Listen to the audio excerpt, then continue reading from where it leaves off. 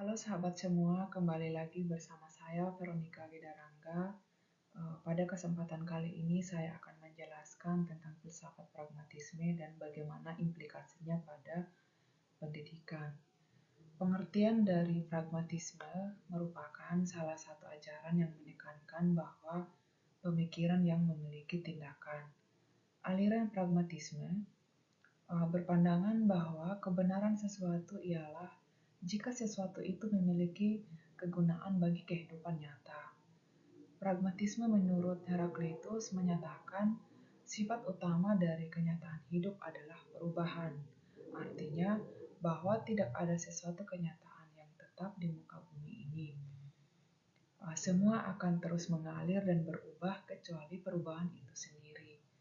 Sedangkan menurut Protagoras berpandangan bahwa kebenaran, nilai, norma tidak bersifat mutlak, melainkan bersifat relatif tergantung waktu dan tempat.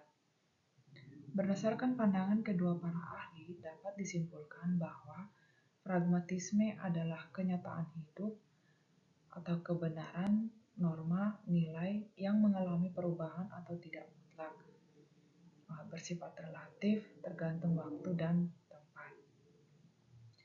Ada beberapa tokoh filsafat pragmatisme seperti Charles Sanders Peirce, William James, dan John Dewey pernah menyampaikan pandangannya tentang pragmatisme. Menurut Charles Sanders Peirce menyatakan bahwa sesuatu dikatakan berpengaruh apabila memang memuat hasil yang praktis. Selain itu juga ia menyatakan pragmatisme sebenarnya bukan satu filsafat, bukan metafisika, dan bukan teori kebenaran, melainkan suatu teknik untuk membantu manusia dalam memecahkan masalah. Jadi, berdasarkan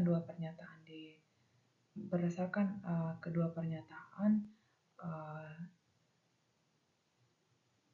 Charles Sanders Peirce menegaskan bahwa pragmatisme bukan sekedar ilmu yang bersifat teori dan dipelajari hanya untuk bersifat serta mencari kebenaran belaka, dan bukan metafisika, tetapi konsep pragmatisme lebih mengarah pada tataran ilmu praktis untuk membantu menjelaskan persoalan yang dihadapi manusia.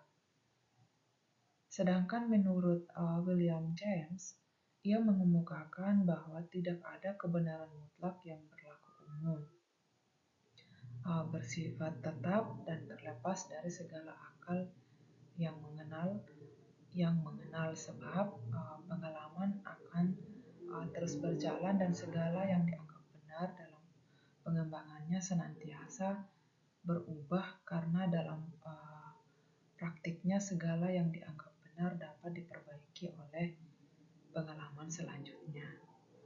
Oleh karena itu, menurut James tidak ada kebenaran mutlak, melainkan kebenaran yang berbentuk jamak karena kebenaran pengalaman-pengalaman khusus setiap kali dapat diubah oleh pengalaman berikutnya.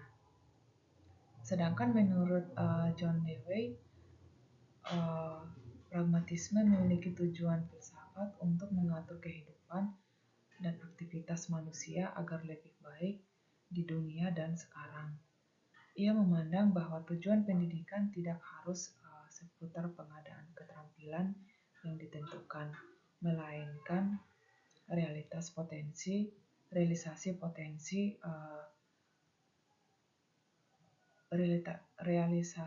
potensi penuh seseorang dan kemampuan untuk menggunakan keterampilan untuk kebaikan yang lebih besar.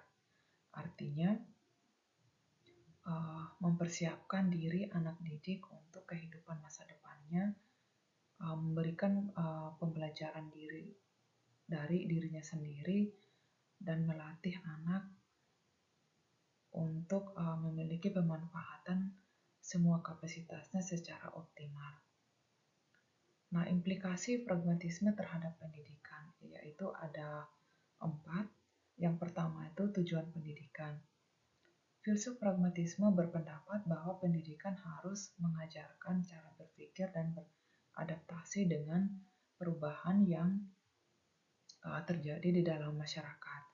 Dalam pernyataan tersebut, tujuan dari pragmatisme dalam pendidikan yaitu menyediakan penalaran untuk peserta didik dalam menemukan memecahkan masalah-masalah baru dalam kehidupan pribadi maupun kehidupan sosial. Nah, sedangkan yang kedua itu adalah kurikulum.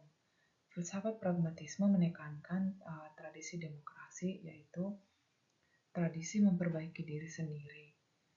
Pendidikan berfokus pada kehidupan yang lebih baik pada masa sekarang dan masa akan mendatang. Kurikulum pendidikan pragmatisme berisi pengalaman-pengalaman yang telah teruji dan disesuaikan dengan minat dan kebutuhan peserta didik. Sehingga kurikulum dalam tatanan pragmatisme bersifat dinamis sesuai dengan konteks.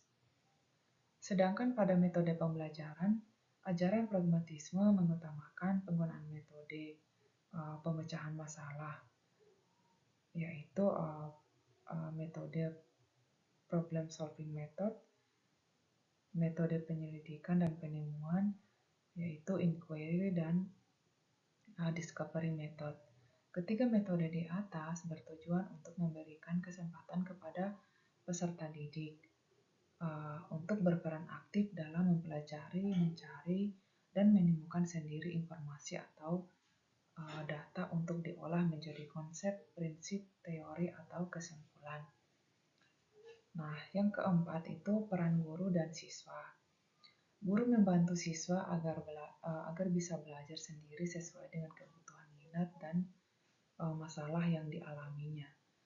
Guru harus berperan sebagai penyedia pengalaman untuk memotivasi siswa dalam belajar. Kemudian berikutnya membimbing siswa untuk menemukan batasan masalah secara spesifik. Kemudian berikutnya memecahkan tujuan-tujuan individual dan kelompok dalam kelas untuk memecahkan suatu masalah. Berikutnya membantu siswa dalam menampilkan informasi berkenaan dengan masalah. Yang berikutnya bersama-sama melakukan evaluasi tentang yang dipelajari, bagaimana cara mempelajari dan informasi baru yang ditemukan oleh setiap siswa.